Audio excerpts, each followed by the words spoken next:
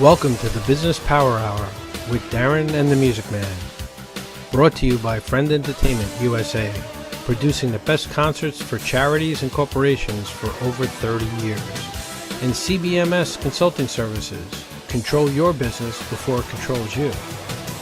In association with Area 22 Productions, your multimedia streaming network. Now, here is Darren and the Music Man.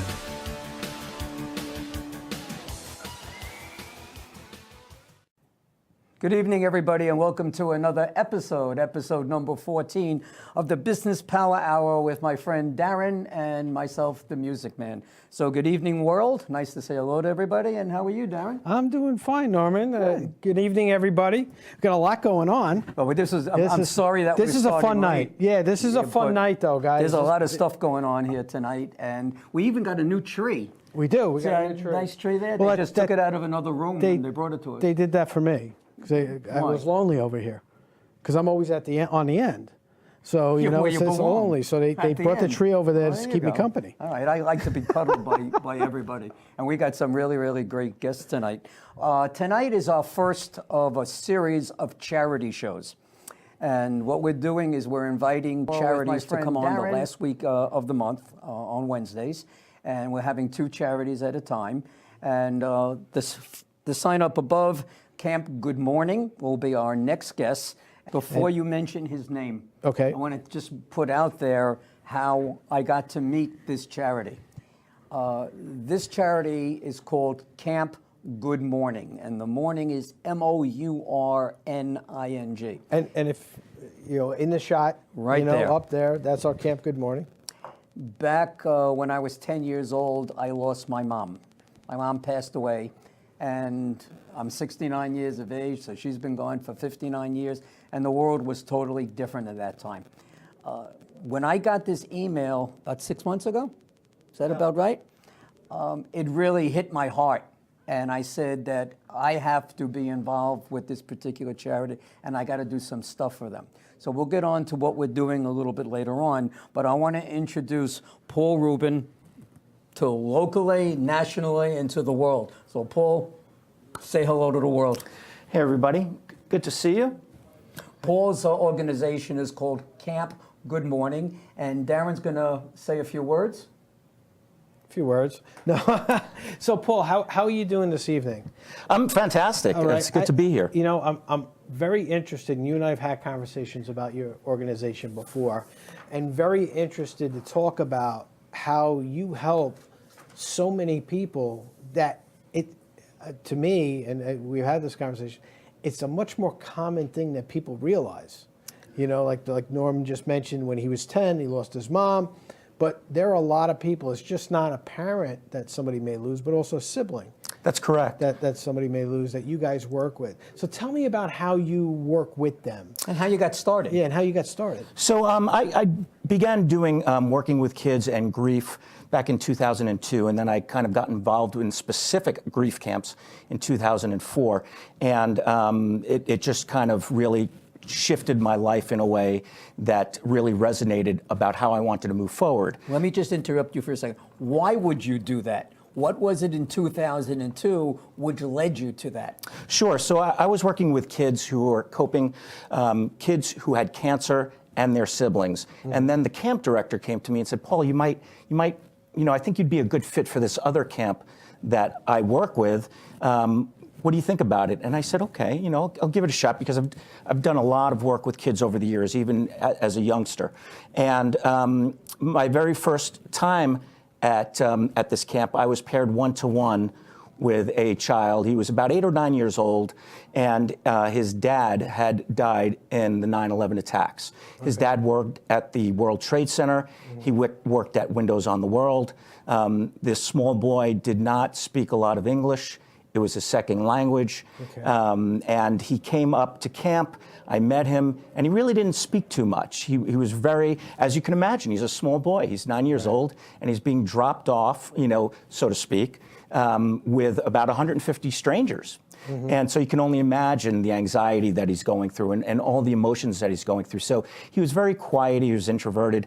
And throughout the weekend, he really didn't speak much, but every time we would move to activities, I'd ask him very gently some questions. You know, can you tell me a little bit about your dad? And he would say, well, you know, one of the things that I really loved to do with my dad, or one of the things that my dad really loved to do was to cook for us. Right. And he, you know, really, really bright smile. And then, you know, well, what else did you like to do with your dad? And he said, well, we love to play baseball. I love playing baseball with him. Now, I'm telling this story because it does have it has a really good ending. At the end of the camp, even though he didn't speak much during the support groups, at the end of the camp, he was going home, and what I didn't tell you was that he came up with his mom and his brother in a town car. Okay. So mom did not drive. All right. So it was a limo type of situation? Yes. So when he went home, his mom and his brother didn't come to meet him. He was going home in a town car with a stranger. 90 minutes. So my heart sank for him. Right. And as he was going to the car, as he was going to open up the door to the car, he turned around and he just came back and gave me a hug. Oh. And my heart broke at that point. And I just remember after we talk about, you know, how the weekend was, not anything, you know, specific because of the law. You're not allowed to really talk about anything because everything is confidential. But it really hit me hard. And I just remember that he wound up coming back the next year.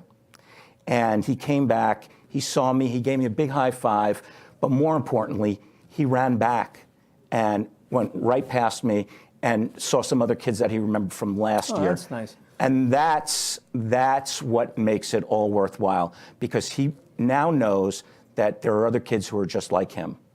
And he connected, and he created a connection, and you know, that link not only with you but with these other kids, and that's really what the camp does, right? That's exactly it. You hit it. Yeah. You know, you hit the nose.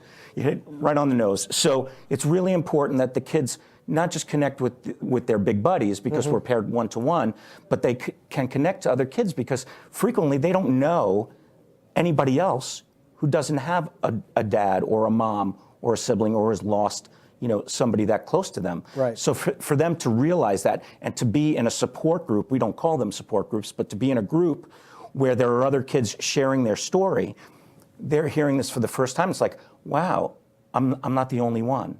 You know, I'm sorry, Norm, and that's the big thing, right? Our last guest, we said the same thing, is there are so many people out there that are afflicted by this type of situation that pretty much, because we all do it, right? When something bad happens in our lives, you know, and it hurts us tremendously, we all think we're the only ones going through it, and nobody understands what we're doing, think about. right? And that's what you think about at those times. And you know, what you do is you enable to bring all of these people together and say, hey, look, you're not alone. We're here to help you with that. So if there are people out there right now watching, how can they get in touch with your organization? I want you to just look out there and let everybody know how they can do that. You bet, thank you. So there's a couple of ways that you can get in touch with Camp Good Morning. One is you can go to our website. It's www.campgoodmorning.org. You can also reach us on Facebook at facebook.com/Camp Good Morning, again with the U. And there you'll find all the information about what's going on. We're actually having an event coming up on Saturday night. We're having a psychic to come in to provide some healing messages. And this is not necessarily a children's event. This is really for adults. But it's a fundraiser. And it's always an interesting evening, and it's something that we're really excited about. You're based out of Huntington, correct? Yes, we are based out of Huntington. And I'm sorry, what were you saying? Where is that event going to occur? So that's going to be occurring at the Merrick Clubhouse in Merrick. Okay, Merrick Clubhouse. Is the medium that's coming in, is it somebody that's well known? Russell. Yeah, she's well known on Long Island. In fact, she had a big, for those of us who remember the Katie Beers case, she was one of the few psychics who I believe could tell people about how she was being held captive. Really? Yeah, okay. So she's the real deal. I want to go back to something that you had said, actually from my personal life, which a lot of kids and dads or moms, whoever is still remaining, when you go to that funeral and people are hugging you, I'm so sorry, that's over. When that body gets buried, or however it is, cremation or whatever it may be, and everyone goes home, you're there by yourself. Yes. And how you handle the days, and particularly the nights, when you go to sleep at night, it's just especially being a young person. I mean, I was 10, you know, and you talk about this young man at 9 and how his dad died, the horrible tragedy that he went through. When that funeral is over, you're by yourself, and you need as much support as you can possibly get. And you know what? The surviving parent can't necessarily give it. They can say, honey, everything's going to be fine, and this, and dad's in heaven, or mom's in heaven, whatever. But you know what? There's another world. When you go to school and people know what happened to you, okay, and they don't even know how to talk to you. It's like, God forbid, you're an alien. They don't know how to come over to you. The teachers take instruction how to handle a child when there's a death in the family. You know, it's just crazy. And for the people out there, for the world, if you ever come across that situation and you're leaving that child at that particular time, call up once in a while. Say hello to the mom. Take the child out for lunch, or especially family members. Yeah. You know, family members can be the worst. Well, you know, one of the things is, as adults, we're never really taught about how to grieve. Absolutely. Right? Nobody ever, there's no course that you can take about grieving. Nobody says, well, this is what you do, this is what you don't do. You know, there is no do's. There is no don't. You know, you just got to feel. To me, I'm sorry, because I get kind of like wrapped up and emotional about this. It's that you have to think for a second. If it was, God forbid, your child, how do you want your child to be taken care of? Right. So one of the things that we encourage people to do is that it's okay to ask. Mm-hmm. It's okay to say, I need help. I need help. It's okay to say, would you like to go to the movies? Mm-hmm. Because it isn't so much that, you know, I hear a lot that we just don't know what to say. One of the worst things that can happen is that we don't say anything. Oh, yeah. Because that just isolates the bereaved. Right. My experience, and I don't have a lot of experience with that particular situation, thank God. But my experience when people have passed, and, you know, I come from a very large family. My father had 11 brothers and sisters. And wow. So, you know, I come from a very, very large family. So I've been involved in a lot of different things. But one of the things I noticed when people die, especially those that, you know, really don't deal with it that often, is they go to the, you know, they do the funeral and stuff, and then it's almost like, just stay away from them. And they got to realize you got to live your life. You got to go on with life. And as, you know, what my experience and what has helped me through these times is getting normal again and just living that normal life. Now, I'm not going to forget about the person. I'm not going to forget, you know, they're always dear and near to me. And one of the things that I try to do when I go to wakes and funerals and things like that is think about the happy moments and not be, you know, obviously we're upset that they're gone, but don't take that negative and let it take us down. Let's have a good time with it. Because more times than not, you go to a funeral, right? The person sitting there will go, why is everybody moping around? Why aren't we having a good time? Because everybody's not Irish. Right, well, or Italian. If you're Irish, right? you're having a party. Yeah, exactly, you know? Exactly. So, you know, that's one of the things that I try to do. But, you know, I have found that when I'm dealing with, you know, younger people and they're dealing with that the faster you can get them into some normalcy, like going to the movies or going and doing stuff, the better off they are. Well, we have to remember that everyone grieves differently. Mm-hmm. So grieving is kind of like a fingerprint. Everyone does it their own way. Right. And what might be good for one person might not be great for another person. Right. So we have to keep that in mind, is that you know, one child may want to just sit and listen to their music, as some children have done, mm-hmm. right? And they don't realize it, but that's their coping skill. And right. that's okay. You know, some other kids would like to maybe talk about it. Mm-hmm. Some kids don't want to talk about it. More times than none. And that's okay. Right. If we can get them into a circumstance like camp. They need an outlet. Yes. They need a coping skill. Right. And sometimes I believe that kids already know what works for them. They just don't realize necessarily what they're doing is helping them. As long as there's nothing like self-harm going on or anything like that. Right. You know, I think whatever works for each person is okay. So again, Paul, if somebody wants to get in touch with you, how can they get in touch with you? So again, they can get in touch with us either through our website, which is campgoodmorning, mourning.org. They can also get us through Facebook at facebook.com/campgoodmorning, again with the U.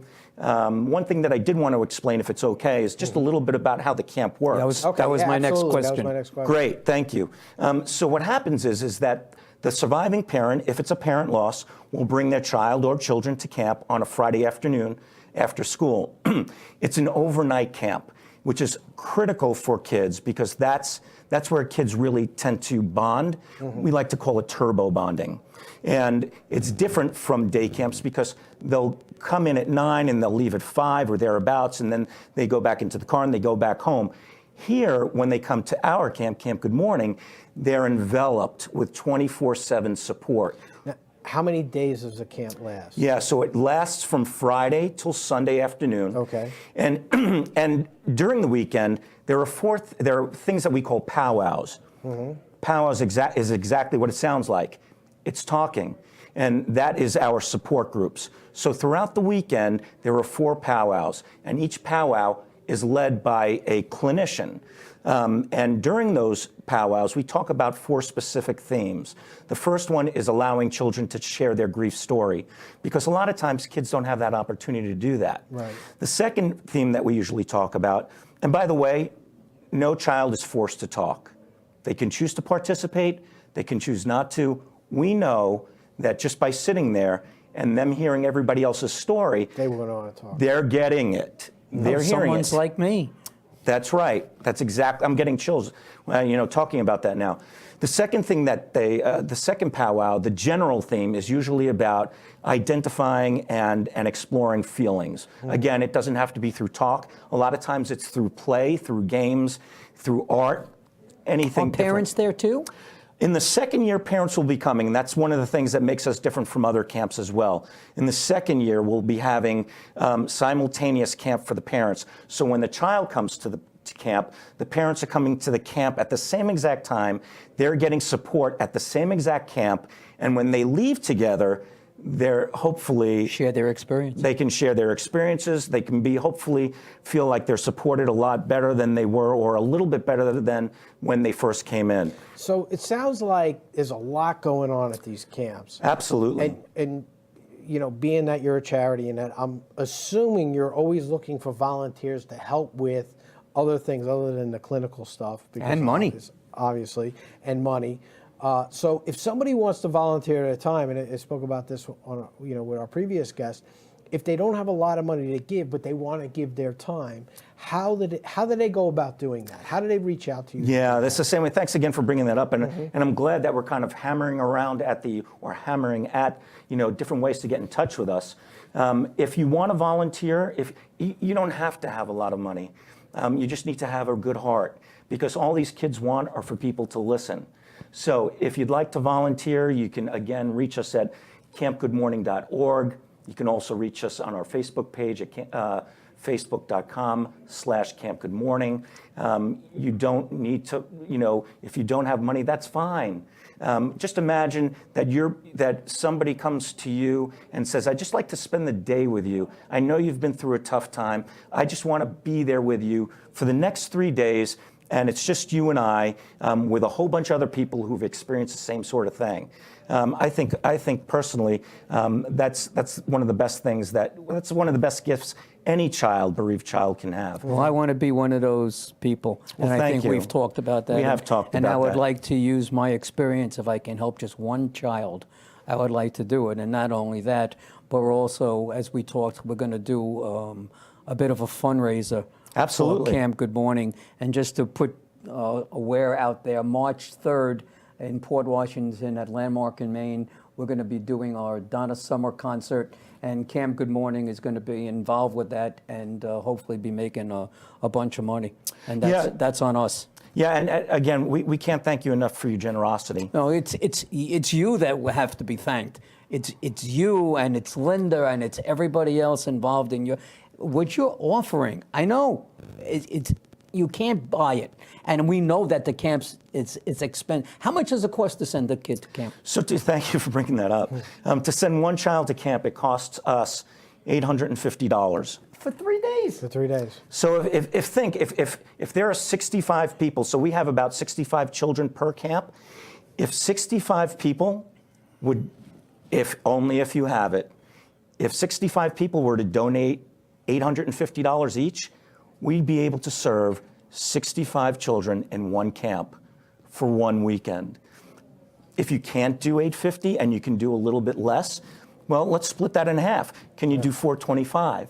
And then we just need 130 people to maybe donate $425. And again, we'll be sending 65 kids to camp. But at the same time, how often do these camps happen? I'm sorry. No. So these camps happen twice a year in the first year. Okay. So and again, we happen in the spring and fall. We don't happen in the summer. And the reason for that is because we're providing. We want to fill the gaps in services. Okay. And so, we'll be having 1-and-1 during the first year, and then we'll be having 2-and-2, meaning the spring and the fall in the second year, and then 3-and-3 in the third year. Well, what were you saying, Norman? I'm sure you're not adverse to getting $25 or $50 either, correct? Oh, absolutely not. All right, so we want everybody to know that yes, you forget the $850. If you can do that, that's wonderful. The $425 is terrific. But if you only had $25 and you'd like to give it to a charity that really needs it, and it's not to help the charity, it's to help the child or to help the parent. That's what it's about. Can they make the donation on your website? Yes, absolutely. All right, so why don't you give your website again, and where on the website would they go to make that donation? Sure, so you can go to campgoodmorning.org. On every single page, there's 4 donate buttons. We're not shy about that. There are 4 donate buttons, one in each corner of the screen. And so if you just hit that button, you can donate $1, you can donate $5, you can donate, whatever your heart desires. We're grateful for every single penny that comes in, because every single person that comes to camp, every single volunteer, does it for free. So nobody is paid. And I think that's really important for people to know, because sometimes you hear about these nonprofit organizations where all the money is going to administration and all that. Right. That's not happening here. So everybody is a volunteer. So that's really important to know. That's very important to know. Yeah. Which is really great. And I want to thank you. And I'm You're a pain in the ass today. I am. Okay. But it goes back to thanking you and everybody involved in this, and the time and effort. People don't realize how much time and effort has to go into these things. They go, oh, well, it's 3 days twice a year. No, it's an all-year process. But there's other things. There's insurances and there's all kinds of costs and papers that you need. You're a 5C103, correct? Yeah, it's pending. So right now everything's been filed, and we're continuing as if. So it's not a question of if. It's when. It's when. Right. So we filed. It's all filed with the IRS, and we've been very, very fortunate. The New York Mets have come on board. Why don't you say that before we finish? That's sure. Great. Yeah. So the New York Mets have come on board, and they're donating four tickets, field level tickets, that will be raffling off very, very shortly. They're also giving us 150 tickets for campers, volunteers, and parents during next spring. And they're also going to be providing Mr. Met for several events that we do with kids. But here's the great thing, is that there have been a lot of people that have stepped up, and I certainly don't want to, I would be remiss if I didn't mention the Lords of 52nd Street. Yeah, they've been really good with you. They've been awesome. So yeah, for those of you who don't know, group. Yeah, they're the original Billy Joel band. They are the ones who started with Billy early on. They are Long Island Music Hall of Famers. And they have taken us literally under their wing and invite us, excuse me, and they've invited us to, so far, all of their Long Island concerts, so that we can table at their concerts, and they make announcements to say, listen, this is an organization that's near and dear to our heart. Hear what they have to say before you leave. That's fantastic. And I was out there to one of the shows. Absolutely. Right, out in Riverhead, and they're just wonderful, and what they do for you is really great. But you're not too shabby either. Well, that's really great. It takes a village. You know, but it takes the person to get it going. So you and Linda, I have to just give you kudos. And on that, I'm going to shake your hand. Thank you. And we're going to be speaking and seeing each other again soon. Bet. Thank you so much. And we thank you so much for being here. You will be back. Thank you. You Thank will you. be Thank back. you, Paul. Thank you. All right, Thank we you. want to thank everybody for tuning in tonight. I hope this is a different side. You get to see a different side of Darren and myself and what we're really all about. It's not all just business. It's giving back to the world and giving back to the community. So on that note, anything else you want to say? No, not at this time. I mean, this was a great show. I love doing this stuff. As you know, I'm a volunteer too for the Air Force Auxiliary. Absolutely. You know, I like giving my time because, as you mentioned, Paul, and we work with kids 12 to 18.